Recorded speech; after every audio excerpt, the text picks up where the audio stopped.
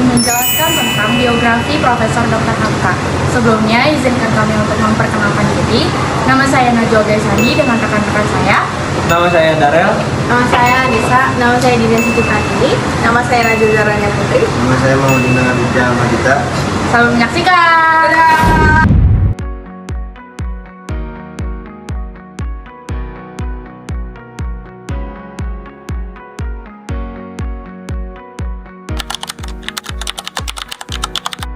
Baik, di sini saya ingin menjelaskan tentang informasi tokoh dari Profesor Dr. Hamka yang bernama lengkap yaitu Haji Abdul Malik Karim Amrullah. Gelar adatnya yaitu Dato Indomo. Nama populer beliau yaitu Buya Hamka. Lahir pada tanggal 17 Februari tahun 1908, Sumatera Barat, Hindia Belanda. Wafat pada tanggal 24 Juli 1981 pada umur 73 tahun di Jakarta. Makamnya yaitu di TPU Tanah Kusir, Jakarta. Agamanya yaitu Islam, etnisnya yaitu Minangkabau, gerakannya yaitu Muhammadiyah. Jabatan penting yaitu Ketua Umum Majelis Ulama Indonesia pada tahun 1975 sampai 1981. Orang tuanya yaitu ayahnya bernama Abdul Karim Amrullah dan ibunya bernama Siti Safia. Penghargaan akademiknya yaitu yang pertama, ia menjadi dokter honoris causa dari Universitas Al-Azhar atau Mesir. Yang kedua ada dokter honoris causa dari Universitas Nasional Malaysia, guru besar dari Universitas Profesor Dr. Muiz Kofol. Yang ketiga, nama beliau diabadikan sebagai Universitas Muhammadiyah. Profesor Dr. Hamka atau UHAMKA ditetapkan sebagai pahlawan nasional Indonesia.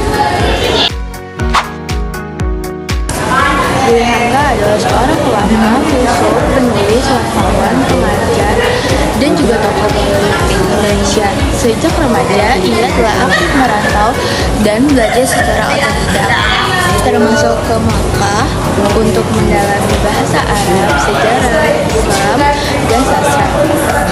Kembali ke Indonesia, ia menjadi wartawan, guru agama, dan pemimpin majalah pengembangan masyarakat. Dua novelnya yang sangat terkenal Di Bawah Lindungan Ka'bah dan Tenggelamnya Kapal Van der Wijk melambungkan nama sebagai sastrawan.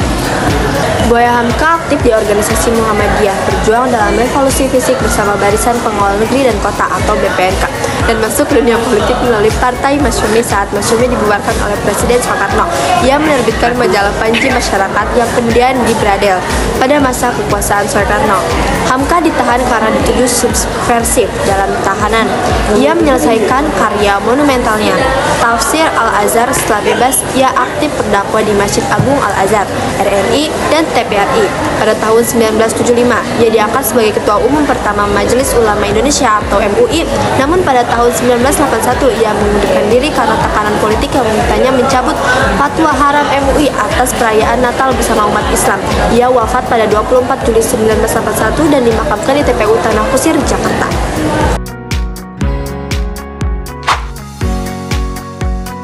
Hamka adalah penulis yang sangat produktif. Karya-karyanya mencakup berbagai bidang seperti sastra, agama, filsafat, dan sejarah. Berikut beberapa judul karyanya. Judul yang pertama, karya sastra atau novel dan cerpen. Yang pertama, Terusir, tahun 1937. Yang kedua, Tenggelamnya Kapal Van der Wijk, tahun 1938. Yang ketiga, Di Bawah Lindungan Ka'bah, tahun 1938. Yang keempat, Tuan Direktur. Yang kelima, Laila Majnun atau Saduran. Yang keenam, Merantau ke Delhi. Yang ketujuh, Di Dalam Lembah Kehidupan atau kumpulan cerpen. Karya keislaman dan filsafat Buya Hamka, yaitu Falsafah Hidup tahun 1939, yang kedua Tasawuf Modern tahun 1939, yang ketiga Lembaga Budi tahun 1940, yang keempat Pribadi tahun 1950, yang kelima Perkembangan Tasawuf dari Abad ke Abad tahun 1952, Hak Asasi Manusia dalam Islam tahun 1977, Tafsir Al-Azhar 30 juz ditulis dalam tahanan tahun 1967 sampai 1980. Dan ada juga karya sejarah dan biografi. Sejarah umat Islam tahun 1976, Ayahku. Biografi ayahnya, Haji Rasul, tahun 1950. Kenang-kenangan hidup, autobiografi tahun 1979. 4 bulan di Amerika tahun 1953. Dari Perbendaharaan Lama tahun 1957.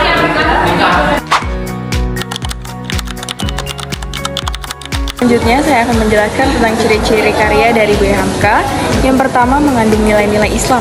Hampir semua karyanya menyampaikan pesan keislaman, baik secara eksplisit maupun tersirat. Yang kedua, ada bahasanya yang indah dan puitis.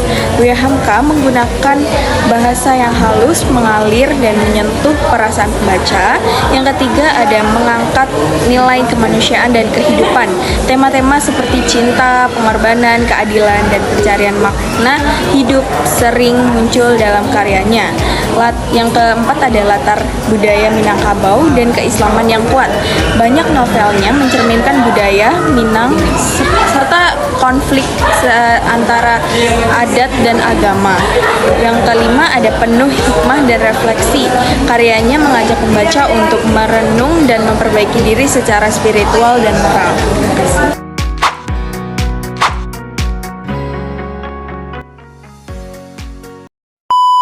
Dame un grr. ¿Un qué? Un grr. ¿Un qué? ¿Un qué? Un grr. ¿Un qué? Un grr. ¿Un qué? Un grr.